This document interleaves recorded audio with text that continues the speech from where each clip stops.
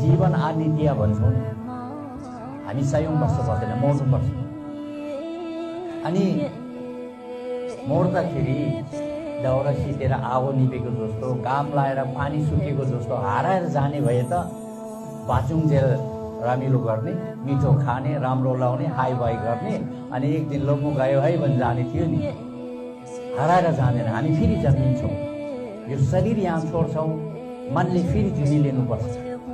त्यो जुनी लिँदाखेरि न पैसाले किन्नु पाइन्छ, न तागतले खोज्नु पाइन्छ, न त्यहाँ राजनीति चल्छ, केही पनि चल्दैन। सबै आफ्नो कर्मको अनुसार हामी जन्मिनु पर्ने हो। त्यसो भएको हुनाले जन्मिसक्यो, अब उमेर ढल्किन्छ, बिमार हुन्छ अनि मर्छ। मर्ने भने चाहिँ एकदमै गाह्रो कुरा हो मर्ने। हामी केही महिना केही वर्षको निम्ति छुटेर कुनै कामले जाँदा